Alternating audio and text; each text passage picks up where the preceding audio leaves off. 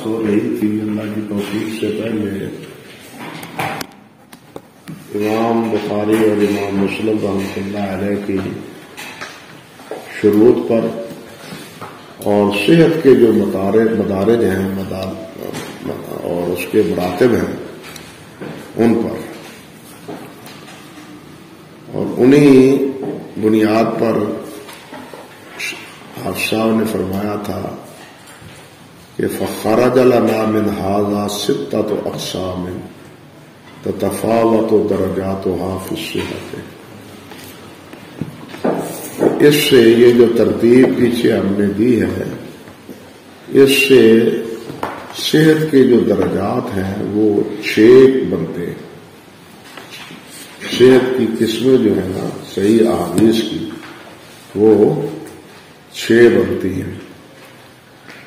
اللہ اکبر، یعنی پہلے صحیح بخاری، صحیح مسلم، پہلے متفق علیہ جن پر دونوں کا اتفاق ہے، پھر صحیح بخاری، پھر صحیح مسلم، پھر جو بخاری اور مسلم کی شرط پر ہے، پھر جو بخاری کی شرط پر ہے، پھر جو مسلم کی شرط پر ہے۔ یہ 6 اقسام انہوں نے ذکر پہلے کی ہے۔ وَسَمَّى قِسْمٌ سَابِعٌ، کہتے ہیں، اور یہاں پھر ایک اور قسم 7ویں بھی ہے، وَهُوَ مَا لَيْسَ عَلَى شَرْطِهِمَا اجْتِمَاعًا وَانْفِرَادًا، وہ ہے کہ جو ان دونوں حضرات کی شرط پر نہ ہو، نہ امام بخاری کی شرط پر، نہ امام مسلم کی شرط پر، نہ شیخین دونوں کی شرط پر، یعنی علی شرطہما اجتماعا و انفرادا۔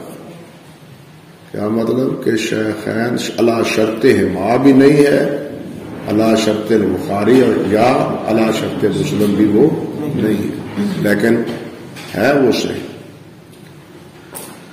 اللہ اکبر۔ وَهَذَا التَّفَاوُتُ إِنَّمَا هُوَ بِالنَّظْرِ إِلَى الْحَیثِیَّةِ الْمَذْکُورَةِ، اور یہ تفاوت جو ہے، یہ فرق جو ہے، یہ اس حیثیت سے ہے جو ہم پہلے ذکر کر چکے ہیں۔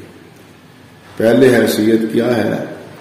صحیح حدیث کی جو تعریف ہم نے کی ہے کہ راوی عادل ہوں، ضابط ہوں، متصل ہوں، شاذ اور منکر نہ ہو، کوئی علت ان میں نہ پائی جائے، تو ان درجات کے تفاوت کی وجہ سے یہ آگے صحت کے درجات اور مراتب بھی وہ کیا ہیں؟ مختلف ہیں۔ اللہ اکبر۔ یہاں پھر ایک مسئلہ ہے کہ بعض حضرات کے نزدیک حسن اور صحیح میں فرق نہیں ہے، حسن ذات ہی اور صحیح میں کوئی فرق نہیں ہے۔ اس لحاظ سے اگر شمار کرے تو پھر 7ویں کی بجائے 8 قسمیں بن جاتی ہیں، پھر 8 قسمیں بن جاتی ہیں۔ امام ابو عبداللہ حاکم رحمۃ اللہ علیہ نے معرفت علوم الحدیث میں تو اس سے بھی زیادہ قسمیں بنائی ہیں۔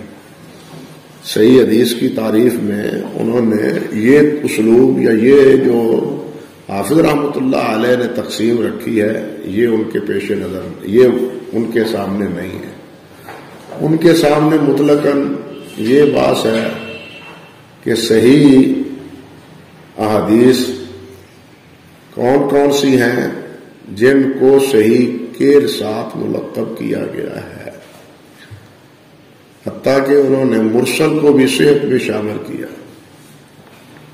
مرسل کو بھی صحیح میں شامل کیا ہے۔ کیوں کہ ایک جماعت مرسل کی حجیت کی قائل ہے، سمجھے، اس لیے انہوں نے مرسل کو بھی صحیح حدیث میں شمار کیا ہے۔ تو بہرحال ان کی اپنی ایک ترتیب ہے امام حاکم رحمۃ اللہ علیہ کی، اور یہ ترتیب جو مصنف رحمۃ اللہ علیہ نے، حافظ ابن حجر رحمۃ اللہ علیہ نے ذکر کی ہے، یہ وہی ترتیب ہے جو اس سے پہلے حافظ ابن الصلاح رحمۃ اللہ علیہ نے اپنے مقدمہ میں یا علوم الحدیث میں کی ہے۔ اللہ اکبر کبیرہ. کی ترکیب حافظ رحمہ اللہ کی ترکیب ابن الصلاح کی ہے.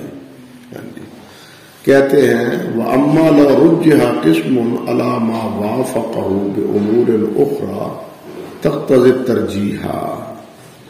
کہتے ہیں اگر ترجیح دی جائے لو رجح قسم، اگر کسی قسم کو کسی نوع کو ترجیح دی جائے علی ما فوقہ جو اوپر گزرے ہیں بامور اخرى کسی اور معاملے کی وجہ سے، کسی اور امر کی وجہ سے، یہ جو اوپر وجوہ ہم نے ذکر کی ہے اس کے علاوہ تقتضی الترجیح، تو وہ تقاضا کرتی ہے وہ حدیث جس میں وہ خوبی پائی جاتی ہو سند میں، اس کو راجح قرار دینے کا تقاضا کرتی ہے.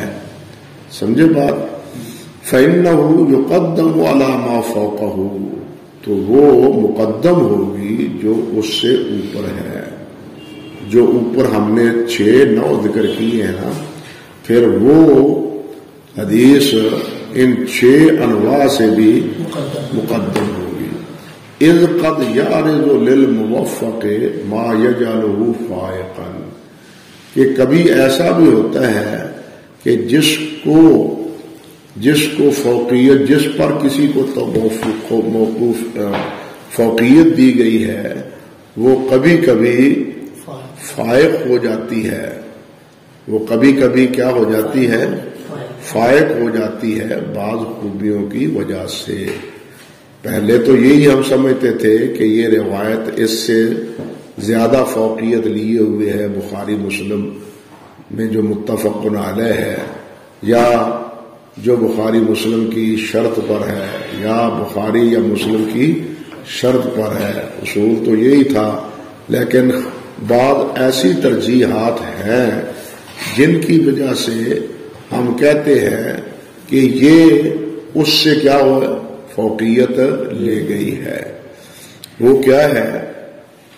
فرماتے ہیں کما لو کان الحدیث عند مسلم مثلا، کہتے ہیں مثلا ایک حدیث مسلم میں ہے، وہو مشہور قاصر عن درجۃ التواتر، اور وہ حدیث مشہور ہے لیکن درجہ تواتر سے کیا ہے؟ کم ہے. درجہ تواتر سے کم ہے، متواتر نہیں ہے حدیث مشہور، لیکن حفت ہو قرینت، گھیرے ہوئے ہے اس کو کوئی قرینہ، سارا بہا یفید العلم، جس سے افادہ علم حاصل ہوتا ہے وہ خبر واحد، یعنی مشہور ہے تو وہ بھی خبر واحد ہی ہے نا. خبر واحد، یہ جو قرائن اوپر ہم نے ذکر کی ہے، اصل تو بات وہاں سے چل رہی ہے نا کہ خبر واحد جو موتف بالقرائن ہو وہ علم یقینی کا فائدہ دیتی ہے. تو وہ قرائن یہ ہے جو پہلے گزرے ہیں. اب اس کے علاوہ کہتے ہیں کہ اگر مثال کے طور پر مسلم کی روایت ہے وہ مشہور ہے، وہ بھی خبر واحد، لیکن اس کو کچھ قرائن گھیرے ہوئے ہیں، لیے ہوئے ہیں، وہ قرائن دلالت کرتے ہیں اس کے بارے میں، جس سے نتیجہ کیا نکلتا ہے کہ وہ مفید علم ہو جاتی ہے. کہتے ہیں فَإِنَّهُ يُقَدَّمُ عَلَى الْحَدِيثِ الَّذِي، تو وہ مقدم ہوگی اس حدیث پر يُخْرِجُهُ الْبُخَارِيُّ إِذَا كَانَ فَرْدًا مُطْلَقًا، جس سے بخاری اکیلے نے ہی روایت کی ہے، تو اس تنہا امام بخاری کی روایت سے اس صحیح مسلم کی روایت کو کیا ہوگی؟ فوقیت حاصل ہوگی. اس سے 2 چیزیں نتیجہ نکلا. ایک نتیجہ تو یہ نکلا، اللہ آپ کا بھلا کرے، کہ بخاری شریف کی جو ترجیح انہوں نے کہی ہے کہ بخاری کو راجح ہے مسلم سے، اس کا مطلب یہ ہے کہ بخاری کی ہر حدیث یہ نہیں، بلکہ من حیث المجموع، بلکہ بالحیث المجموع، بخاری کے جو ہے نا وہ راجے ہے مسلم سے، یہ نہیں کہ بخاری کی ایک ایک حدیث مسلم سے راجے۔ اس گفتگو کا نتیجہ تو یہ بھی نکلا نا کہ اس کا نتیجہ یہ ہے کہ بخاری کی ترجیح بخاری کو حاصل ہے من حیث المجموع، کیونکہ مسلم کی بعض روایات ایسی ہو سکتی ہیں جس کے نتیجے میں وہ روایت صحیح مسلم کی وہ مفید للعلم ہو، لہذا وہ کیا ہے راجے قرار پائے گی اس روایت سے جو تنہا صحیح بخاری میں۔ یہ بات اب کہی ہے حافظ صاحب نے آپ کے سامنے، مگر سوال یہ پیدا ہوتا ہے، قابل غور بات یہ ہے کہ صحیح مسلم کی روایت کو قرینہ کوئی شامل ہے، مان لیا قرینہ شامل ہے جس سے وہ حدیث مفید للعلم بن گئی، مگر سوال یہ ہے حافظ صاحب حضرت صاحب، ہم نے تو پہلے پڑھا ہے کہ صحیح بخاری اور صحیح مسلم دونوں کو تلقی بالقبول حاصل ہے۔ بخاری کو تلقی وہ جو فرد ہے جس کو حافظ نے کہا ہے نا اذا کان فردا مطلقا، وہ جو فرد بھی ہے اس کو تلقی ہے یا نہیں؟ صحیح ہے نا، تلقی بالقبول اس کو ہے، تو گویا اس کی صحت پر اجماع ہے، اس کی صحت پر اجماع ہے۔ جب اس کی صحت پر بھی یہ اجماع ہے تو پھر مسلم کی وہ روایت وہ صحیح بخاری پر کیسے راضی ہوگی؟ بات سمجھے یعنی حافظ صاحب نے ایک ضابطہ بتلایا جس ضابطے کے نتیجے میں کہنے والوں نے یہ بات پھر کہی اور لکھنے والوں نے لکھی بھی ہے کہ جی یہ ترجیح فی الجملہ ہے، یہ بخاری کی کتاب کو ترجیح کیا ہے؟ فی الجملہ ہے، یوں نہیں کہ ہر حدیث جو ہے وہ صحیح بخاری کی وہ مسلم سے کیا ہے راجے ہے، مگر سوال تو یہ پیدا ہوتا ہے کہ جو قرینہ صحیح مسلم کو حاصل ہوگا وہی قرینہ اس سے پہلے تلقی بالقبول کی شکل میں صحیح بخاری کی روایت کو حاصل ہو چکا ہے، تو پھر صحیح بخاری کی ارجحیت جو ہے نا وہ کیسے مشکوک ہو کے رہے گی؟ سمجھے یا نہیں؟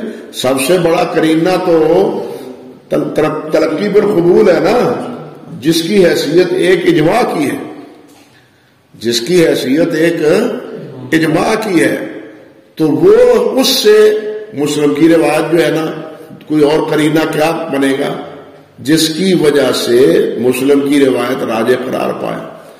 ایک چیز ہوتی ہے فکری، دیکھیے، پھر ایک چیز ہوتی ہے فکری طور پر یہ ہو سکتا ہے، لیکن کیا وجود بھی ہے اس کا؟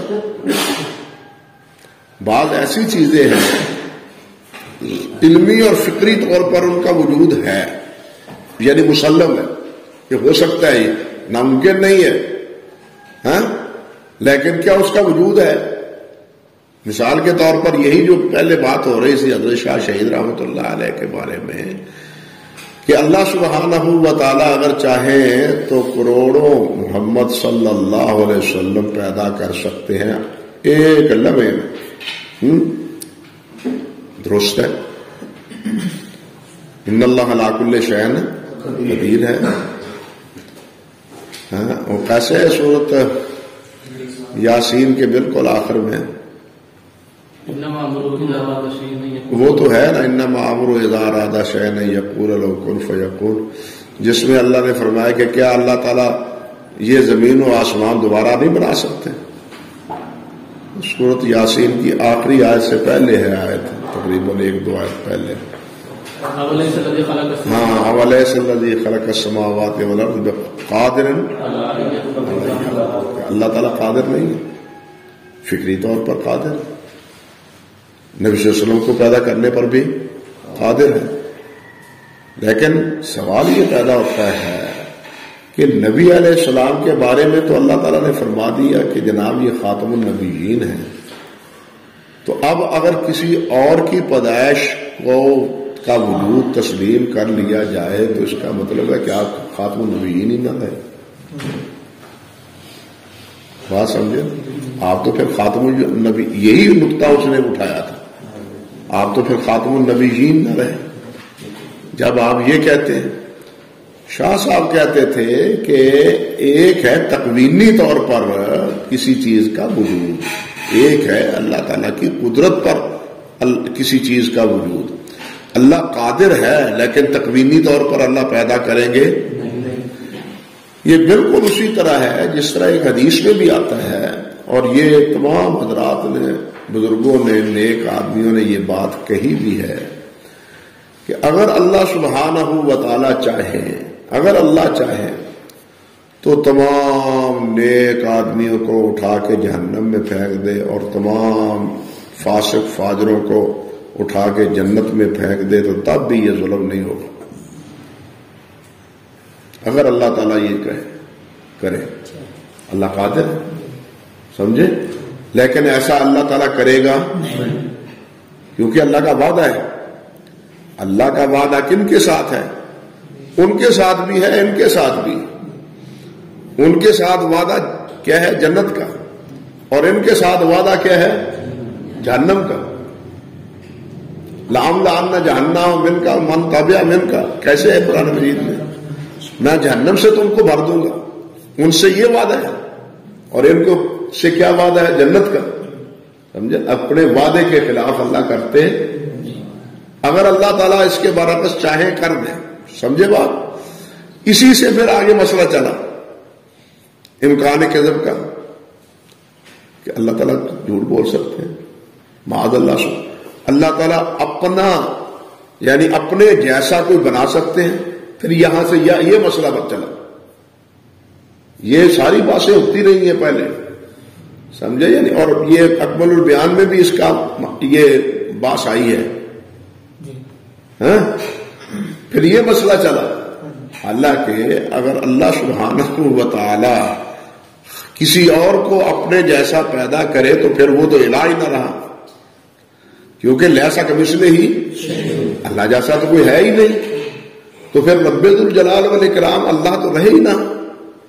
ایک چیز فکری ہوتی ہے، فکراً اس کا وجود علمی طور پہ، فکری طور پہ اس کا امکان کے درجے میں موجود ہے، لیکن کیا زمینی اعتبار سے، حقیقی اعتبار سے اس کا امکان ہے؟ وہ نہیں ہے. یعنی اس چیز کا ایک وجود ہونا یہ علیحدہ مسئلہ ہے. سمجھے یا نہیں سمجھے؟ یہ ہمارے دو مولوی صاحبان ہیں نا، حنفی حضرات، وہ یہی عبارت پیش کرتے ہیں اور پھر کوشش کرتے ہیں کچھ روایتوں کو تلاش کر کے، جس طرح کہ مولانا عبدالرشید نعمانی نے کیا بھی ہے. انہوں نے کہا کہ دیکھیے یہ 4 روایتیں ہیں ابن ماجہ کی جن کو ترجیح حاصل ہے صحیح بخاری کی روایتوں پر، ان کی اسانید پر. باقاعدہ اس نے اس کو کوٹ کیا ہے اور مثالیں یہ دی. اس کا جواب میں نے لکھا ہے، پر دیکھیے کب چھپتا ہے، ابھی تک تو دوبارہ دیکھ ہی نہیں سکا، بہت عرصہ ہوا، رمضان شریف سے پہلے کا لکھا ہوا ہے. اس دور میں تو میں اتنی بات لکھ ہی نہیں سکتا. خیر بہرحال کہنے کا مقصد یہ تھا کہ یہ باتیں آتی ہیں یہ ساری، اور اس حافظ کی عبارت کو کوٹ کرتے ہیں. سمجھے نا کہ جی یہ ترجیح فل جملہ ہے، یہ ترجیح ہر روایت کو نہیں ہے. مگر سوال وہی ہے میرا کہ صحیح بخاری کو اور اس کی مرویات کو سوائے ان روایتوں کے جن پر کلام ہوا ہے، سوائے ان کے جن پر کلام ہوا ہے، جب ان کو تلقی بالقبول حاصل ہے تو صحت پر گویا کہ ان پر اجماع حاصل ہے. اجماع سے بڑی دلیل اور کیا ہوگی؟ اجماع سے بڑا اور کیا قرینہ ہوگا؟ سب سے قرینہ تو اجماع کا ہے. سمجھے یا نہیں سمجھے؟ اس لیے حافظ رحمت اللہ علیہ کی یہ بات جو ہے وہ من وجہ محل نظر ہے. اب اس کی مثال بھی دیتے ہیں. کہتے ہیں کما لو کان الحدیث الذی لم یخرجاہ من ترجمۃ وصفت بکونہا اصح الاسانید کا مالک النافع عن ابن عمر فإنه يقدم على من فرد أحدهما مثلا لا سيما إذا كان في إسناده من فيه مقال. اللہ اکبر کبیرہ. کہتے ہیں جیسے کہ آپ دیکھیں کہ یہ جو ترجمہ ہے یعنی یہ سند ہے اصح الاسانید اس کو کہا گیا ہے مالک نافع ابن عمر کی، تو اس روایت کو بخاری مسلم مثال کے طور پر ذکر نہیں کرتے، لیکن اسی سند سے دوسری کسی کتاب میں حدیث مروی ہے جو اصح الاسانید سے منقول ہے، تو کہتے ہیں بالخصوص لا سیما اذا کان فی اسنادہ من فی مقال، بالخصوص وہ روایتیں جن پر صحیح بخاری کی یا مسلم کی روایت پر کیا ہوا ہے، کلام ہوا ہے. امام دارقطنی نے یا حافظ ابو مسعود دمشقی نے یا دوسرے حضرات نے اعتراض کیا ہے کسی کی سند میں کوئی انہوں کا اعتراض ہے، تو اس سے یہ سند یہ جو اصح الاسانید ہے اس کو ترجیح حاصل ہوگی. یہ مثال دی ہے حافظ رحمۃ اللہ علیہ. اب سوال یہ پیدا ہوتا ہے، ٹھیک ہے جناب فکرن درست ہے اصح الاسانید ہے، آپ یہ فرماتے ہیں کہ بالخصوص وہ حدیث جس کے راویوں پر کلام ہے. سوال یہ ہے کہ جو اصح الاسانید سے مروی ہے مسند احمد میں یا سنن میں یا کسی اور کتاب میں، تو اس اصح الاسانید کا تعلق تو مالک نافع ابن عمر سے ہے، اس سے پہلے کے جو روات ہیں ان کی پوزیشن کیا ہے، ان کی بھی کوئی فکر ہے یا نہیں سمجھ. ہم بخاری اور مسلم کے بارے میں تو کہہ رہے ہیں کہ بالخصوص جن پر کلام ہے ان سے یہ اصح الاسانید سے مروی سند جو ہے نا روایت جو ہے وہ کیا ہے، اصح ہے، مقدم ہے. تو سوال یہ ہے کہ اصح الاسانید سے جو مروی ہے مسند امام احمد میں ہے یا دوسری کسی کتاب میں ہے مان لیتے ہیں، وہ اس کی اصح الاسانید تک جو پہلی سند ہے اس کی پوزیشن کیا ہے، کیا اس کا درجہ اور مرتبہ بخاری اور مسلم صحیحین کے درجے کے مطابق ہے؟ پہلا تو سوال یہی ہے. دوسرا سوال یہ ہے کہ کیا کوئی ایسی حدیث ہے بھی کہ جو اصح الاسانید سے ہو اور وہ بخاری اور مسلم سے خارج ہو؟ ایک روایت ذکر کرتے ہیں جس کو سلسلۃ الضعف کہتے ہیں کہ جی امام احمد، شافعی، مالک، نافع ابن عمر، اس سند سے یہ آگے آئے گی شاید باس مفصلات میں تو ہے یہ کہ یہ روایت کیا ہے، سلسلۃ الضعف ہے اور سب سے صحیح ہے کیونکہ یہ ائمہ سے مروی ہے، ائمہ کرام سے یہ مروی ہے. احمد، شافعی، ان مالک، ان نافع ابن عمر. ٹھیک ہے، مگر سوال یہ پیدا ہوتا ہے کہ کیا یہ روایت اگرچہ احمد اور شافعی سے نہیں ہے بخاری مسلم میں، لیکن یہ روایت مالک، نافع ابن عمر سے بخاری مسلم میں ہے یا نہیں ہے؟ جو اس روایت کا متن ہے وہ بخاری اور مسلم میں موجود ہے. تو یہ روایت ترجیح اس کو بحیثیت متن کے کیسے ہو گئی؟ امام بخاری نے تو جیسے میں نے پہلے ذکر کیا ایک مجلس میں کہ امام شافعی سے اسی لیے روایت نہیں لی اکثر و بیشتر کہ ان کے واسطے سے اگر روایت لیتے تو کیا ہوتا، وہ روایت نازل ہوتی. سمجھے نا؟ اس لیے امام بخاری رحمۃ اللہ علیہ ہوں یا امام مسلم رحمہ اللہ ہوں، انہوں نے امام شافعی سے روایت نہیں لی. اور اس بارے میں اعتراض جو ہوگا پھر میں نے بتلایا تھا کہ علامہ خطیب بغدادی نے اس کے جواب میں مستقل ایک رسالہ لکھا بھی ہے. بات بھی درست ہے، مثالیں بھی انہوں نے دی ہیں بہت ساری، ایسا حوالے مسئلۃ الاحتجاج بھی شامل ہوگا آپ کے اس مکتبے میں. ہاں جی، تو یہ ہے پوزیشن. اصل میں ایک چیز کہنا چاہیے، فکری چیز طور پر اس کا ماننا تسلیم کرنا وہ ممکن ہوتا ہے، لیکن اس کا وقوع، اس کا وجود وہ امر دیگر ہے، وہ دوسری بات ہے. یعنی اب اصح الاسانید سے مروی روایات، جتنی احادیث اصح الاسانید سے مروی ہیں وہ سب کی سب یہ تو نہیں ہے کہ وہ سب کی سب ان کا وہی درجہ ہے جو بخاری اور مسلم کی روایات کا پچھلے راویوں کے تناظر میں.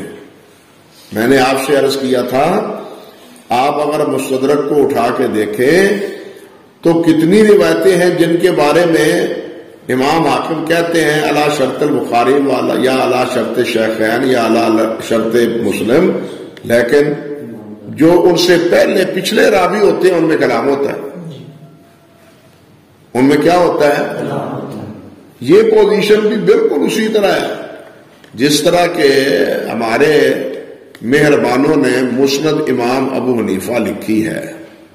ابو عبداللہ الاستاذ نے سب یہ مسند امام ابو حنیفہ لکھی ہے، اور مسند ابو حنیفہ میں یہ روایتیں مذکور ہیں، بلکہ اصح الاسانید سے بھی منقول ہیں. مالک نافع ابن عمر کی سندیں بھی موجود ہیں. اور یہ لطیفہ ہی ہے کہ نافع سے روایت امام ابو حنیفہ پسند نہیں کرتے تھے، یہ اس لیے کہ نافع رحمت اللہ علیہ کی زبان میں کچھ لکنت تھی اس وجہ سے. لیکن مسند میں روایتیں موجود ہیں نافع کی، مسند میں مالک اپنے امام نافع کی روایتیں موجود ہیں. اب سوال یہ پیدا ہوتا ہے بالکل اسی طرح کہ امام صاحب نافع سے روایت کریں، امام صاحب زہری سے روایت کریں، امام صاحب عطا سے روایت کریں، امام صاحب جناب طاووس سے روایت کریں، حتیٰ کہ امام صاحب حضرت انس سے روایت کریں، عبداللہ بن ابی اوفا سے روایت کریں، تو یہ ٹھیک ہے اس لیے کہ امام صاحب روایت کر رہے ہیں، امام ہیں بھائی. آپ ان کا نہیں مانیں گے تو آپ گستاخ ہیں. مگر سوال یہ پیدا ہوتا ہے کہ امام سے جو پہلی سند ہے اس کی پوزیشن کیا ہے؟ سمجھے یا نہیں سمجھے؟ کتنی روایات ہیں جو سندیں بنا بنا کے امام صاحب کی طرف منسوب کر دی گئی. یہ لائے نا لسان ابن المیزان میرا خیال سے پہلی جلد.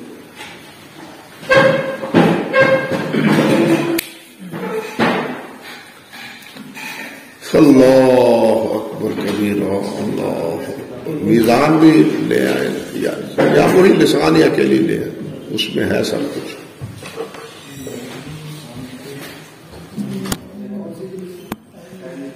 ایک حضرت صاحب ہیں ابا بن جعفر، ابن ابان کہتے ہیں کانا یقعد یوم الجمعہ بحضائے مجلس الساجی فی الجامع ویحدث ذهبت الى بیتین الاختبار. دیکھیے یہ محنت کتنی ہے، جو حدیثیں بیان کرتا ہے نا سب اس کی مجلس میں سماع کے لیے نہیں جاتے تھے، تو لگانے کے لیے جاتے تھے کہ یہ کیسی روایتیں بیان کرتا ہے، اس کی کیا پوزیشن ہے. للاختبار فاخرج الی اشیاء خرجها فی ابی حنیفہ فحدثنا عن محمد بن اسماعیل الصائغ عن محمد بن بشر حدثنا ابو حنیفہ حدثنا عبداللہ بن دینار حدثنا ابن عمر مرفوعا الوتر فی اول اللیل مسقطۃ للشیطان وعقل السحور مرضات للرحمن فرأیتہ قد وضع علی ابی حنیفہ اکثر من 300 حدیث. 300 سے زیادہ حدیثیں اس نے اس قسم کی سندیں بنا بنا کے امام حنیفہ کے نام لگا دی، اور وہ جامع المسانید میں موجود ہیں. اور وہ ابو عبداللہ البخاری جو ہے نا الاستاذ ان کا، اس کی مسند میں بھی موجود ہیں اسی ابا سے. تو اب وہ جو روایتیں ہیں کیا کہیں کہ یہ امام ابو حنیفہ کی ہیں اور یہ جناب واقعی حضرت انس سے مروی ہیں؟ تو اصحاب الاسانید سے پہلے کی جو سند ہے جب تک اس کی صحت بخاری مسلم کے درجے کو نہیں پہنچ پاتی اس کو ہم بعض اگلی سند کی بنیاد پہ جو اصحاب الاسانید کے ساتھ مروی ہے ان کی وجہ سے ہم کیسے کہہ سکتے ہیں کہ اس کو ترجیح حاصل ہے بخاری اور مسلم پر؟ بات سمجھے یا نہیں؟ جب حاکم کی کہی ہوئی بات اس میں یہ گھپلا ہمیں نظر آتا ہے تو پھر ہماری کیا وقت ہے کہ ہم جناب کہہ دیں کہ یہ روایت بخاری اور مسلم سے راجح ہے؟ اس لیے میں نے عرض کیا آپ سے کہ ایک چیز ہوتی ہے فکری اعتبار سے نظری اعتبار سے کہ ایسا ہو سکتا ہے ممکن الوجود ہے، ناممکن نہیں ہے، ناممکن نہیں ہے، ممکن الوجود ہے، ایسا ہو سکتا ہے، علی کل شیء قدیر ہے لیکن ہے نہیں۔ وہ جیسے کہتے ہیں نا اگر میں ممتحن ہوتا تو نمبر 100 کے 100 دیتا۔ ہم کہتے ہیں نا ضرب المثل ہے، اگر میں ممتحن ہوتا تو نمبر 100 کے 100 دیتا، اگر میں ہوتا، میں تو ہوں ہی نہیں، 100 کے 100 کیسے؟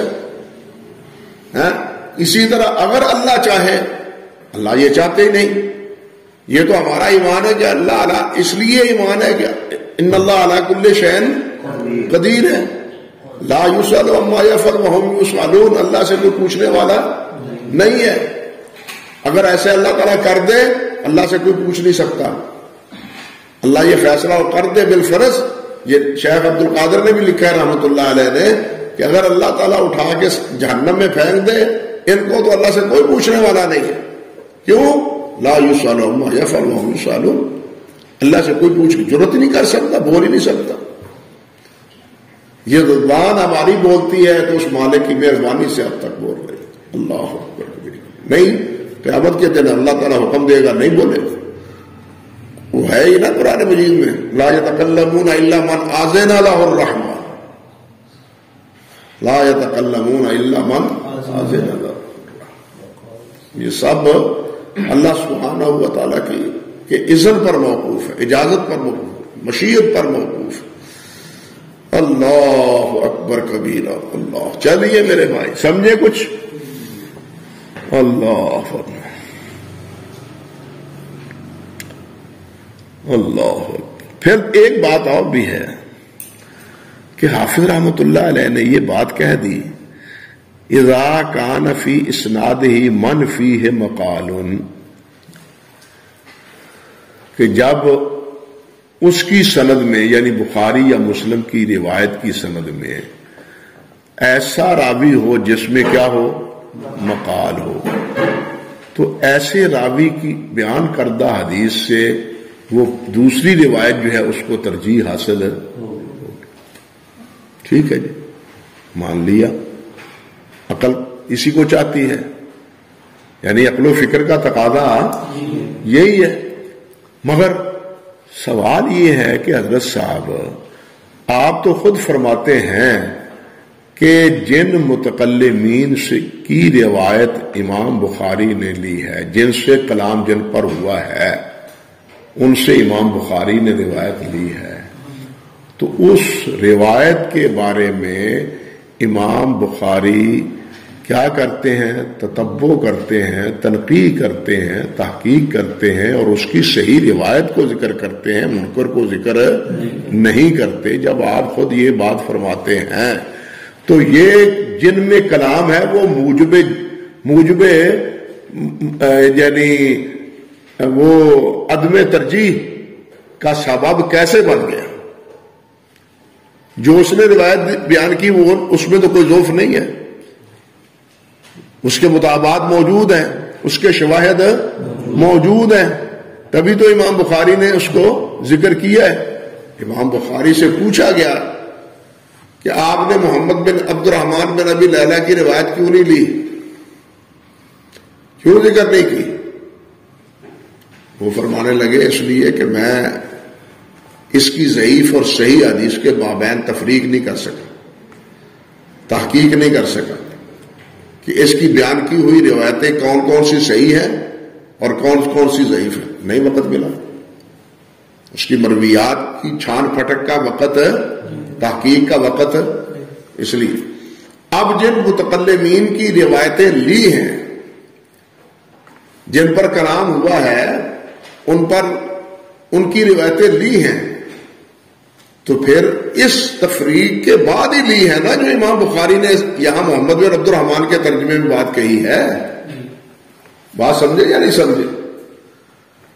پھر اس چھان پھٹک کے بعد لی ہے۔ جب چھان پھٹک کے بعد لی ہے تو پھر وہ اگرچہ متکلم فی ہے راوی، لیکن اس کی حیثیت ایسے کلام کی نہیں ہے جو سنن میں۔ سنن اہل سنن کے نزدیک یہ تنقید محمد بن عبد الرحمن بن ابی لیلہ کی روایتیں نسائی میں بھی ہیں، ترمذی میں بھی ہیں، ابن ماجہ میں بھی ہیں، ابو داود میں بھی، سب کتابوں میں، بخاری میں نہیں، مسلم میں نہیں۔ کیوں نہیں لئی روایت؟ اس وجہ سے نہیں، یعنی حافظ رحمۃ اللہ علیہ نے یہ بات ایک فکری طور پر کہہ دی۔ میں نے وہ عبداللہ بن مسنہ کے ترجمہ میں نکال کے آپ کو بتلایا بھی تھا، ایک مثال بھی دی تھی۔ حافظ کہتے ہیں کہ بغیر تنقید کے امام بخاری روایت نہیں لیتے، تو روایت پر ہدف تو نہ آیا، عبداللہ پر ہدف رہا اپنی جگہ پر، اور وہ ہدف رہنے کے باوجود دوسری جگہ وہ موجب ضعف ہے، لیکن بخاری میں موجب ضعف نہیں ہے۔ بتلایا تھا نا، بخاری میں موجب ضعف نہیں ہے، لیکن وہی راوی دوسری جگہ موجب ضعف ہے۔ یہ کیوں ہے؟ دوسرے تو کہیں گے کہ یہ دھاندلی ہے، یہ ہٹ دربی ہے، یہ آپ کا جو ہے خام خواہی، آپ کی یہ تفریق، یہ انصاف کے منافی ہے، لیکن حقیقت یہ نہیں ہے۔ قاسم قدروبگا نے تو کہہ ہی دیا ہے نا کہ یہ تقسیم کیا ہے، اجتہادی نہیں ہے، یہ تقلیدی ہے۔ سن چکے ہیں نا پہلے آپ ان کی عبارت، یہ تقسیم اجتہادی نہیں ہے اس فن کی، بلکہ تقلیدی ہے۔ بھائی یہ تقلیدی نہیں ہے، یہ بھی اجتہادی ہے۔ سمجھے یا نہیں سمجھے بات؟ تو حافظ رحمۃ اللہ علیہ نے یہ جو بات ارشاد فرمائی ہے، خود ان کی بعض تصریحات کے تناظر میں یہ بات جو ہے وہ محل نظر ہے، لیکن بات پھر وہی ہے کہ ایک بات فکری اور نظری ہوتی ہے، اور ایک چیز اپنے حقیقی معنوں میں اس کے وجود کی ہوتی ہے۔ دونوں میں زمین و آسمان کا فرق ہے۔ سمجھے بات ہے؟ اللہ کرے سمجھ جاؤ یار۔ آل حدیث مشن، اللہ اکبر کبیرہ۔ چلیے جی آگے۔ فَإِنْ خَفَّ الضَّبْطُ، اگر ضبط کمزور ہو، ضبط کیا ہو، اس میں تخفیف ہو، ہلکا ہو۔ ہم نے کہا تھا صحیح حدیث کی تعریف میں کہ اس کو ضبط تام حاصل ہو، اور ضبط بھی ضبط الصدر ہو، ضبط الکتاب ہو۔ ضبط الصدر کیا کہ جب بھی وہ چاہے روایت بیان کر لے، پریشانی نہ ہو، قرآن مجید کے حافظ کی طرح جب چاہے حدیث کو بیان کر دیں۔ اب تو یار اس دور میں میڈیا پر رشک آتا ہے، جو حضرات بچے چھوٹے چھوٹے قرآن مجید حفظ کر رہے ہیں۔ پہلے دن پیغام ٹی وی میں نے دیکھا، حماد صاحب بھی تشریف فرما ہے، اور وہ بچے سے پوچھ رہے ہیں کہ یہ لفظ ہے، اس کا پہلا لفظ یہ ہے اور آخری لفظ یہ ہے۔ آپ نے بھی سنا ہے نا؟ تو وہ بچہ ایک لمحہ غور کرنے کے بعد وہ آیت پڑھتا ہے اور بتلاتا ہے فلاں صورت ہے، فلاں آیت ہے، یعنی لفظ بھی نہیں بتلایا، لفظ بھی پورا نہیں بتلایا، لفظ کا پہلا حرف اور لفظ کا دوسرا آخری حرف یہ بتلایا بس۔ دیکھیے نا کتنی اللہ تعالیٰ نے، وہ چھوٹا سا بچہ ہے، اس کو اللہ تعالیٰ نے دسترس اور کتنا ضبط اور کتنا حفظ اللہ تعالیٰ نے عطا فرمایا۔ ہاں جی وہ اور فیصلہ آباد کی بھی ہیں، یہاں بھی ہے کچھ، یہاں بھی ہے کچھ، یہاں بھی ہے کوئی ایک لفظ، وہ ایک لفظ پوچھتے ہیں، وہ اور ہے، وہ پرانی ویڈیو تھوڑی پیغام دی والے وہ اور ہیں جی، کوئی اور بات۔ اچھا فیصلہ آباد بہرحال وہاں بھی ہوگی، یعنی محنت کرنے اور کرانے والے اساتذہ نے اب یہاں تک ماشاءاللہ محنتیں کی ہیں، قرآن مجید کے حفظ کی اور ضبط کی ماشاءاللہ الحمدللہ یہ کیفیت ہے، جس سے وہی حضرات محدثین کے حفظ اور ضبط کا جو ہے نا وہ پتہ چلتا ہے۔ اب تو پاکستان میں بھی ایسے خوش نصیب ہیں جن کو بخاری شریف یاد ہے، لؤلؤ والمرجان یاد ہے، مشکات یاد ہے، وہ جو نابینے اکبر صاحب ان کا نام ہے، اللہ تعالیٰ ان کی عمر میں بھائی برکت نہ ڈالے، وہ بھی مشکات کے حافظ ہیں، بخاری شریف کے حافظ ہیں، قرآن مجید کے حافظ ہیں، اور بے تکان پڑھتے چلے جاتے ہیں ماشاءاللہ اللہ کے فضل و کرم سے۔ یہ اب پاکستان میں بھی یہ کیفیت، کسی دور میں حضرت نواب صاحب رحمۃ اللہ علیہ نے یہ فرمایا تھا کہ جو بخاری کو یاد کرے گا میں اتنا انعام دوں گا۔ ایک دور میں میں حضرت نواب صاحب، اس وقت 2 آدمیوں نے بخاری شریف کو یاد کیا تھا، ایک نابینے تھے، نام بھول گیا ہوں، تو ان کو انہوں نے انعام دیا تھا، ایک نابینے تھے دہلی کے، اللہ اکبر کبیرہ۔ لیکن اب تو عرب میں تو بہت لوگ ہیں، عرب میں تو بہت ہیں جن کو کہنا چاہیے اب سیاہ ستہ یاد ہے، بخاری ہی نہیں سیاہ ستہ یاد، بلکہ میں نے آپ کو شاید بتلایا تھا کہ ایک دفعہ ہم اکٹھے تھے، حضرت شیخ صاحب رحمۃ اللہ علیہ کے ساتھ میں تھا، حافظ عبد المنان صاحب، خوش قسمتی تھی ان دونوں بزرگوں کی میت میں حج کا اتفاق ہوا، الحمدللہ ثم الحمدللہ، اور ایک ساتھی اور بھی تھے۔ تو صبح کے ناشتے میں شیخ سلیم ہلالی کے ہاں صبح کے ناشتے میں ان کے ساتھ ایک دوست اور بھی تھے، یمن کے تھے، غالباً شیخ یا ان کا نام وہ بتلا رہے تھے، وہ کہہ رہے تھے کہ ان کو امام احمد رحمۃ اللہ علیہ کی یہ مسند بالاسناد ساری یاد، بالاسناد، اللہ اکبر۔ تو اس طرح کے حضرات وہاں عرب میں بہت ہیں۔ یہ ہمارے شیخ شریف، شیخ یوسف محمد یوسف ہوئے ہیں جو حضرت میاں صاحب کے شاگرد ہیں، یہ خانپور ہے نا راول پنڈی کے پاس، علماء خانپور، مولانا عبد الواحد خانپوری، مولانا محمد شریف حسین خانپوری، یہ مولانا شریف حسین خانپوری وہ آدمی ہیں جنہوں نے سب سے پہلے رکوع کے بعد ہاتھ باندھنے پر رسالہ لکھا تھا، مولانا شریف حسین، مولانا حسین یہ لائن آخری جلد وہ طبع ہندی طبع عون المعبود کی، ان کی نظم ہے، اس تقریر ہے شعروں میں، بہت ادیب آدمی تھے اور بہت مجتہد قسم کے آدمی تھے۔ تو سب سے پہلے اس موضوع پر اتمام الخشوع کے نام پر انہوں نے رسالہ لکھا۔ پیر صاحب کی بات تو 100 سال بعد کی ہے،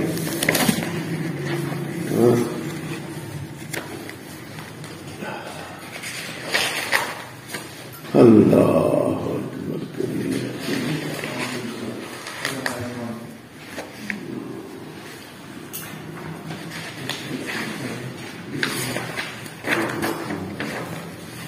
اللہ اکبر کبیرہ۔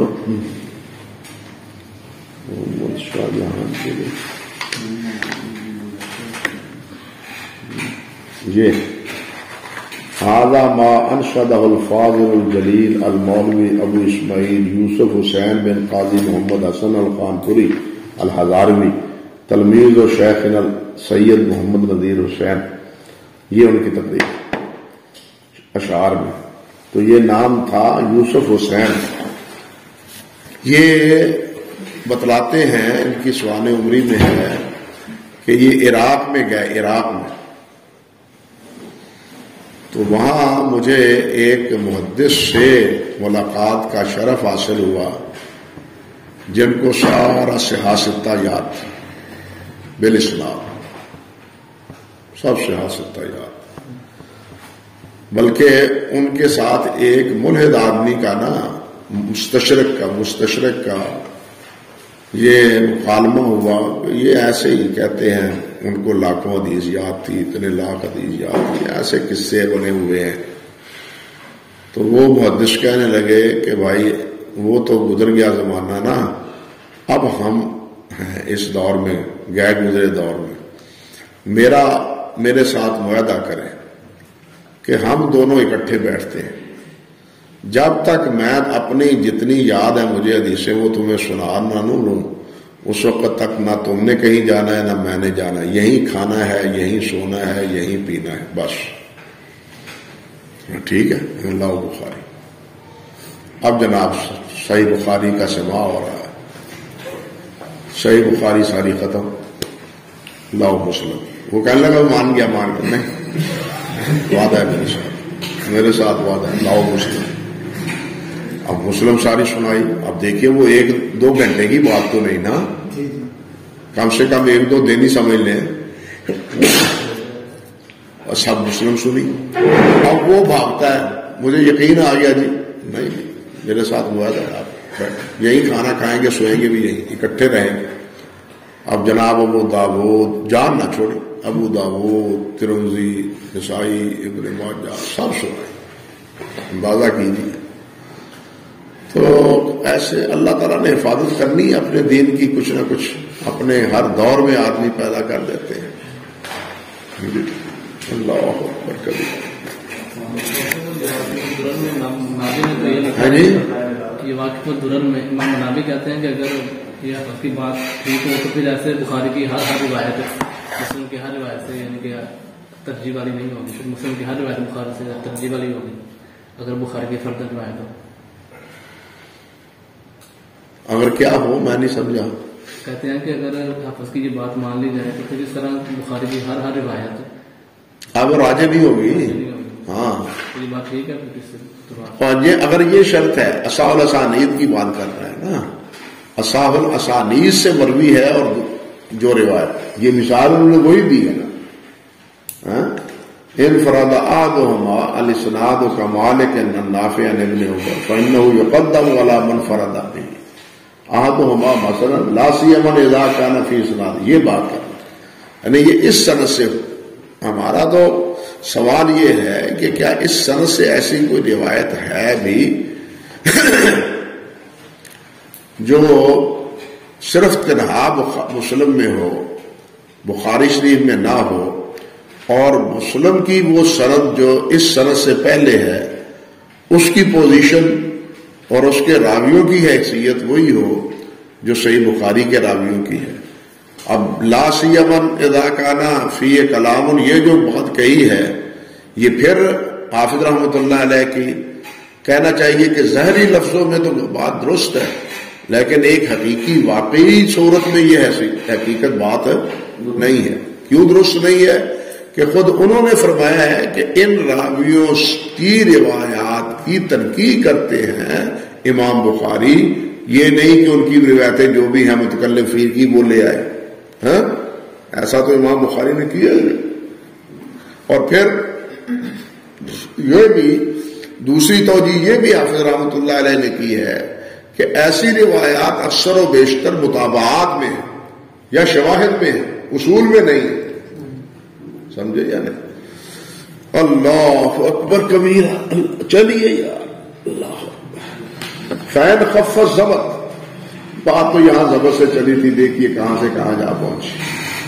اگر ضبط میں کچھ تخفیف ہو، اللہ یقال خف القوم خوفا، کہا جاتا ہے کہ جناب کم ہو گئی قوم. کم ہونا لغت میں یہ استعمال ہوتا ہے، لیکن اس کے 2 استعمالات معروف ہیں لغت میں. ایک استعمال تو یہی جو حافظ رحمۃ اللہ علیہ نے قلت کے معنی میں کیا ہے، اور دوسرا معنی خفت کا ثقل کے ضد ہے، ثقل کی ضد ثقل.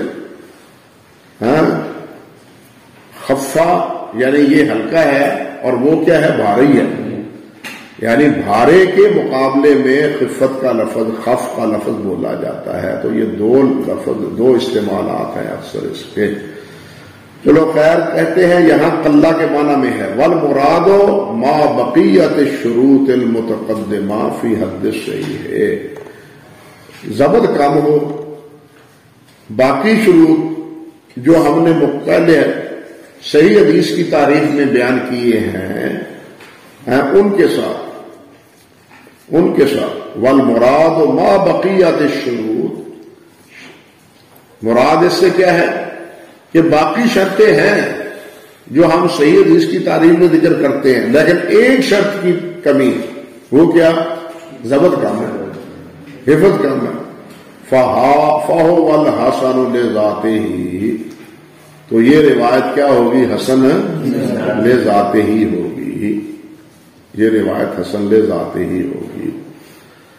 اللہ اکبر کبیرہ۔ یہاں حاشیے میں حضرت شیخ البانی رحمۃ اللہ علیہ کے حوالے سے ذکر کیا گیا ہے، لیکن اس سے پہلے ایک بات میں بھول گیا ہوں آپ کو، آپ کے گوش گزار یا آپ کے نوٹس میں ذکر کرنا ضروری تھا کہ یہ حضرات جو بخاری کی ترجیح یا مسلم کی ترجیح یا یہ تقسیم جو مصنفین نے کہی ہے، یہ جس طرح کے شیخ عبد الحق نے کہا ہے یا ابن حمام نے کہا ہے اور باقی بعد میں سارے حضرات کہتے ہیں، حالانکہ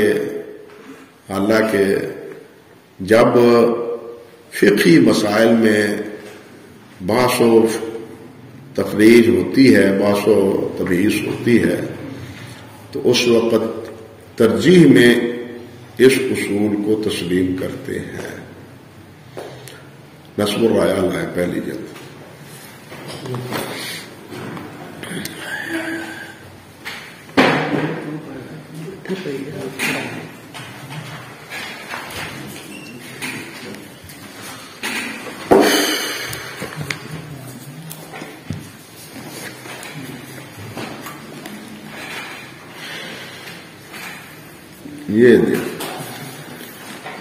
یہ حدیث ہے الحدیث الثالث والاربعون، تشہد کے بارے میں۔ تشہد کے بارے میں یہ اختلاف ہے کہ جو روایت حضرت عبداللہ بن مسعود رضی اللہ تعالی عنہ سے مروی ہے وہ الفاظ راجح ہیں، یا جو حضرت عمر فاروق سے یا حضرت ابن عباس سے مروی ہے وہ راجح ہے۔ شوافع کے نزدیک حضرت عمر فاروق کے الفاظ مروی جو ہے نا وہ راجح ہیں۔ احناف اور حنابلہ کے نزدیک امام حضرت عبداللہ بن مسعود رضی اللہ تعالی عنہ کے جو الفاظ بیان کیے ہیں وہ کیا ہیں؟ راجح ہیں۔ اب اسی پر بحث کرتے کرتے حضرت مصنف رحمۃ اللہ علیہ فرماتے ہیں وبالجملہ فالمصنف ذکر اربع اشیاء ینہض لہ منہا اسنان الامر وزیادۃ الواو وساقط عن تراجیح اخرى، کہ دو چیزیں مصنف یعنی صاحب ہدایہ نے پیش کی ہیں، ایک تو حکم اور ایک زیادتی واو کی اس کے الفاظ میں، اور باقی ترجیحات جو ہے نا وہ کیا ہیں؟ ان سے انہوں نے خاموشی اختیار کی ہے۔ منہا، اب وہ ترجیحات کیا ہیں؟ ان الائمۃ الستہ اتفقوا علیہ لفظا و معنی وذالک نادر وتشہد ابن عباس معدود فی افراد مسلم وأعلی درجۃ الصحیح عند الحفاظ متفق علیہ الشیخان۔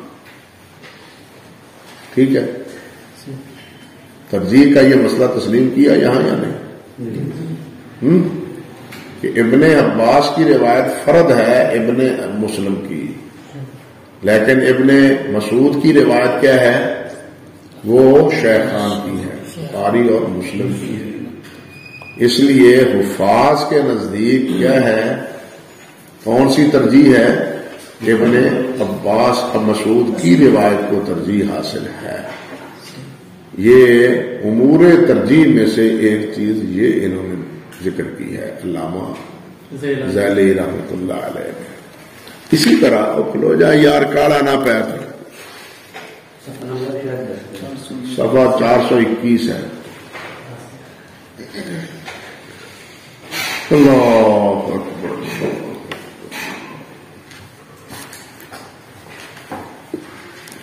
اسی طرح یہ روایت حضرت ابو محذورہ رضی اللہ تعالی عنہ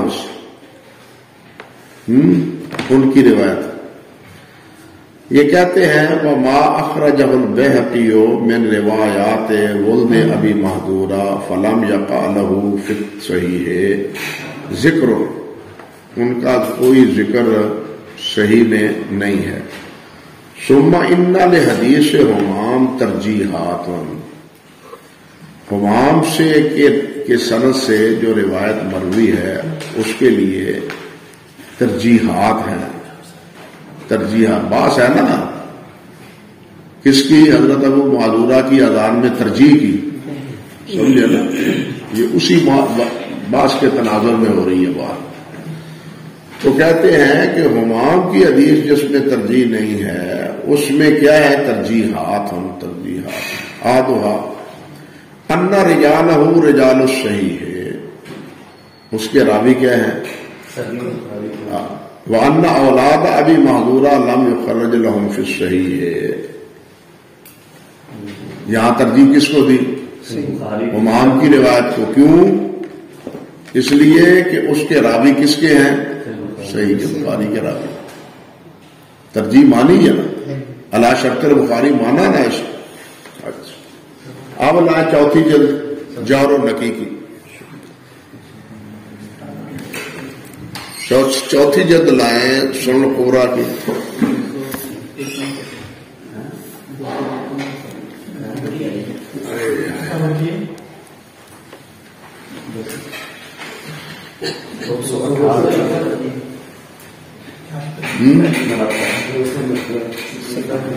اب یہاں امام بیہقی رحمۃ اللہ علیہ ایک بات کہتے ہیں. فرماتے ہیں وہ حدیث القاسم اصح و اولا ان یکون محفوظا. قبر کے بارے میں ہے کہ قبر کی پوزیشن نبی علیہ السلام کی کیا تھی اور قبر کو اس طرح کوہان نما بنانا چاہیے کہ سطح کے برابر کرنا چاہیے. یہ مسئلہ ہے. تو حاکم بیہقی رحمۃ اللہ علیہ نے فرمایا کہ حدیث القاسم اصح و اولا ان یکون محفوظا. قلت جار النقی کے مصنف فرماتے ہیں میں کہتا ہوں ھذا خلاف اصطلاح اہل ھذا الشان. یہ جو بات امام بیہقی نے کہی ہے یہ خلاف ہے اس اصطلاح کے جو اس عظیم الشان علم کے اہل ہیں. وہ کیا ہے؟ کہتے ہیں بل حدیث التمار اصح لأنہ مخرج فی صحیح البخاری. اس لیے کہ اس کی حدیث کہاں ہے؟ وحدیث القاسم لم یخرج فی شیء من الصحیح. اور قاسم کی روایت بخاری میں کوئی نہیں ہے. تو ترجیح کس کو ہوئی؟ اہل الشان. تو قاسم نے تو کہا تھا نا حافظ قاسم نے رحمت اللہ علیہ نے کہ یہ تقلید کی بات ہے. یہ کہتے ہیں کہ یہ اہل الشان جو ہے نا یہ ان کے موقف کے خلاف ہے.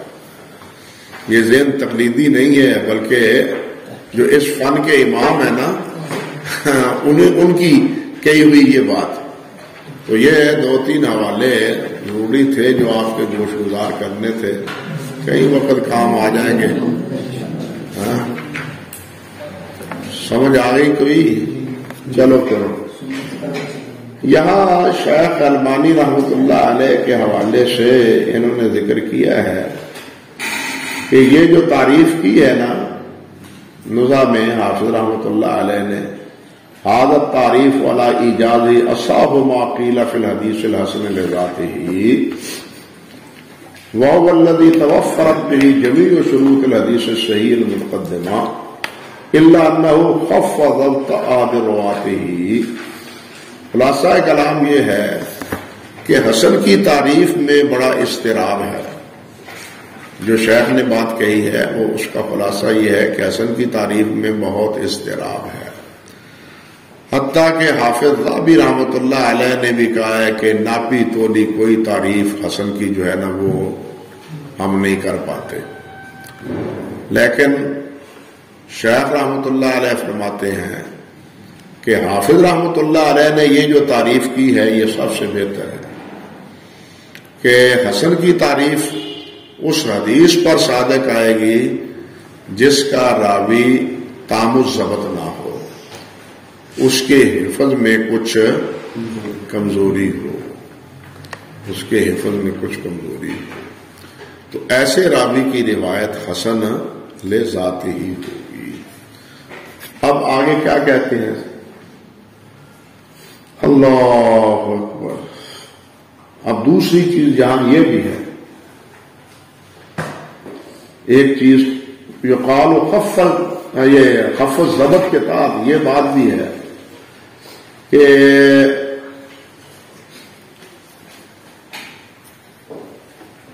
اگر وہ راوی خفیف الضبط ہے، وہ راوی خفیف الضبط ہے مگر جرح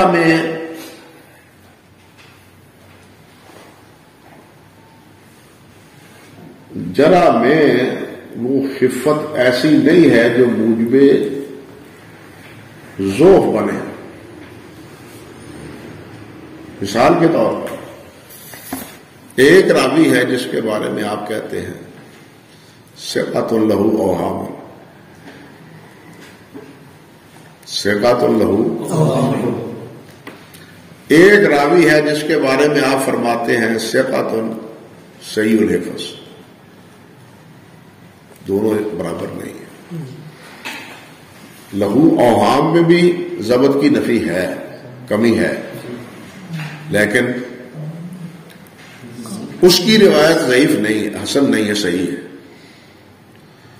اس کی روایت اسی وقت موجب ذوف ہوگی جس وقت وہ ثقات کے منافی ہوگی. یہ جو صحیح الحفظ یا صحیح الحفظ ہے اس کی پھر آگے تقسیم ہے، تقسیم در تقسیم، کہ یہ راوی کثیر الروایہ ہے یا قلیل الروایہ ہے. قلیل الروایہ ہو اور صحیح الحفظ ہو یہ تو ضعیف ہو، سمجھے؟ اگر کثیر الروایہ ہے اور صحیح الحفظ ہے تو اس کی وہ پوزیشن نہیں ہے دوسرے کی. علل اطلاق کسی پر خفت ذوف کا جو لفظ استعمال ہو سکتا ہے اس کے کیا کہنا چاہیے؟ مراتب ہے. خفت ذوف خفت ضبط کے بھی کیا ہے؟ مدارج ہیں، مراتب ہیں. یہ نہیں کہ جس سے بھی یہ خفت ضبط کی، وہم کی، خطا کی، لہو خطاؤں یہ استعمال کرتے ہیں. آپ پڑھیں گے ثقۃ لکنہ اخطا فی ھذا الحدیث، ثقہ ہے لیکن اس حدیث میں اس سے خطا ہوئی. حتیٰ کہ بعض تو یہ کہتے ہیں یا سعید غالباً کہتے ہیں کہ وہ کون ہے جس سے خطا نہیں ہوئی؟ شعبہ سے خطا ہوئی ہے، سوری سے خطا ہوئی ہے، مالک سے خطا ہوئی ہے، احمد سے خطا ہوئی ہے. کون ہے جس سے خطا نہیں ہوئی؟ خطا ہونا اور علیحدہ مسئلہ ہے، صحیح الحفظ ہونا علیحدہ مسئلہ ہے، سمجھے نا؟ تو یہ تفریق بھی خفت ضبط میں ملحوظ خاطر رہنی چاہیے. یہ نہیں کہ یہ راوی جو ہے نا لہو اوہام، پھر لہو اوہام کثیرہ، دونوں میں فرق، سمجھے یا نہیں؟ اگر کثیر الوہم ہے پھر وہ واقعی حسن ہے، اس کی روایت صحیح کے درجے میں نہیں پہنچ سکتا. لہو اوہام ہے اگر تو پھر وہ ثقہ کے درجے میں پہنچ جائے گی اور اس کی روایت حسن نہیں بلکہ صحیح ہوگی. تو اوہام تو ہو ہی جاتے ہیں. اب آپ دیکھیں کہ لہو اوہام یعنی ہیں، شمار ہیں. اوہام تو شمار امام مالک کے بھی ہیں، حتیٰ کہ سفیان ثوری اور شعبہ کے بھی ہیں. ابن رجب نے ذکر کیا ہے اس میں شرح علم ترمذی میں کہ ان سے اتنے اوہام ہوئے، ان سے اتنے اوہام ہوئے، لیکن کسی نے یہ نہیں کہا کہ ثوری ثقۃ امام لہو اوہام، کسی نے نہیں کہا. شعبہ ثقۃ امام حافظ جبل سب کچھ کہا ہے، لہو اوہام کسی نے نہیں کہا. کیوں نہیں کہا؟ اس لیے کہا کہ اوہام ہو جانا اور بات ہے، وام ہونا انسان سے اور بات ہے، صحیح الحفظ ہونا اور بات ہے، دونوں میں فرق ہے. اللہ اکبر کبیرہ. اللہ ایک ہے اوہام ہو جانا، ہو جاتا ہے، اور ایک ہے وہم کا شکار، یہ پھر اور ہے. ایک ہے صحیح الحفظ کا شکار، یہ اس سے آگے ہے. پھر صحیح الحفظ طاری ہے یا صحیح الحفظ جو ہے وہ عارضی ہے، یہ علیحدہ مسئلہ. یہ آگے شاید آئے بات کہ حفظ کے جانے کے اسباب کیا کیا ہے، یہ نا. تو خیر یہ بات ایک ضمن تھی. میں نے عرض کیا کہ آپ اسے بھی ملحوظ رکھے. شیخ رحمۃ اللہ علیہ کے اس فرمان کے تناظر میں فرماتے ہیں فَهُوَ الْحَسَنُ لِذَاتِهِ، تو وہ روایت کیا ہوگی؟ حسن لذاتہ. لِشَيْءٍ خَارِجٍ کہتے ہیں وَهُوَ الْحَسَنُ لِذَاتِهِ لَا لِشَيْءٍ خَارِجٍ، نہ کہ کسی اور وجہ سے. وَهُوَ الَّذِي يَكُونُ حُسْنُهُ بِسَبَبِ الْاعْتِضَادِ، نہ وہ حدیث المستور اذا تعددت ترکہ، اور وہ الذی، اور وہ وہی ہے کہ یکون حسنہ بسبب الاعتضاد، کہ اس کا حسن ہونا، اچھا ہونا، وہ کس سے ہو؟ اعتضاد کے، مطابقت کے، تائید کے اعتبار سے. جیسے کہ کہتے ہیں نا وہ حدیث المستور، مستور ہے، مستور ہے، ایک مجہول ہے، ایک مجہول العین ہے، ایک مجہول الحال ہے. جو مجہول الحال ہے اسی کو مستور بھی کہتے ہیں. تو مستور وہ ہے کہ جس کے بارے میں کیا ہے، کوئی توثیق یا تجریح موجود نہ ہو. حافظ رحمۃ اللہ علیہ نے نقط میں کہا ہے ابن عبداللہ بن مغفل لم یذکر فیہ ہوا ولا ابن ابی حاتم جرحن فہو مستورن. ہاں جی، فہو مستورن او تو زیادہ حدیث ہو. گویا کہ مستور کی روایت اعتضاد میں قابل قبول ہے، تائید کے طور پر آپ اس کو لا سکتے ہیں، مجہول کی نہیں، مستور کی لا سکتے ہیں. مستور مجہول جس کا پتہ ہی نہیں، بالخصوص مجہول العین. امام مسلم رحمۃ اللہ علیہ کے کہنے کے مطابق کہ یہ مجہول العین جو ہے پتہ نہیں انسان بھی ہے کہ یہ شیطان ہے، کہ جس کا پتہ ہی نہیں ہے. کیوں؟ انہوں نے مثالیں دی ہیں کہ شیطان بھی انسان کی شکل بن کے حدیثیں بیان کرتا ہے. اس لیے یہ مستور کی روایت تو مطابقت میں یا شواہد میں قبول ہو سکتی ہے، مستور مجہول کی نہیں. یہ کب کہتے اذا تعددت طرقہ، جب اس کے طرق متعدد ہو. وخرج باشتراط باقی الاوصاف الضعیف، باقی اوصاف سے نکل گیا کیا؟ راوی ضعیف ہو. ہاں جی، صحیح کی تعریف میں تو تھا کہ راوی ثقہ ہو. اب جو راوی ضعیف ہے وہ صحیح کی حدیث سے تعریف سے نکل گیا. وَهَذَا الْقِسْمُ مِنَ الْحَسَنِ مُشَارِكٌ لِلصَّحِيحِ فِي الْاحْتِجَاجِ بِهِ، اور یہ قسم جو حسن لذاتہ کی ہے یہ شریک ہے صحیح کی حدیث میں، کس بارے میں؟ فی الاحتجاج بھی، اس سے استدلال کرنے میں۔ حسن لذاتہ کی حدیث سے بھی استدلال اسی طرح درست ہے جس طرح کے صحیح سے درست ہے۔ وَإِنْ كَانَ دُونَهُ، اور اگر اس سے کم ہو، یعنی حسن لذاتہ نہ ہو، اس سے کم ہو، وَمُشَابِهُ لَهُ فِي انْقِسَامِهِ إِلَى مَرَاتِبَ بَعْضُهَا فَوْقَ بَعْضٍ، وَمُشَابِهُ لَهُ، اور اس کے مشابہ ہو اور کوئی روایت، فی انقسامِهِ، اس کی تقسیم میں، إِلَى مَرَاتِبَ بَعْضُهَا فَوْقَ بَعْضٍ، تو اس کے مراتب بعض کے بعض پر اوپر ہے، بعض کے بعض کے اوپر ہے۔ جیسے کہ حافظ بھی رحمۃ اللہ علیہ نے فرمایا ہے کہ اعلیٰ مراتب الحسن جو ہیں وہ ہے بعض بن حکیم ان جدی ہے ان جدے ہی، اعلیٰ مرتبہ حسن کا جو ہے وہ بعض بن حکیم ان ابی ان جدے ہی، یا جو ایسے جیسے ہے عمر بن شعیب ان ابی ان جدے ہی، یا ابن اسحاق ان التیمی و امثال ذالک، یعنی ابن اسحاق کی روایت ہو، لیکن بشرطے کہ ابن اسحاق کی روایت وہ کیا ہو؟ تصریح سما سے ہو، معاند نہ ہو، تصریح سما سے ہو، معاند نہ ہو۔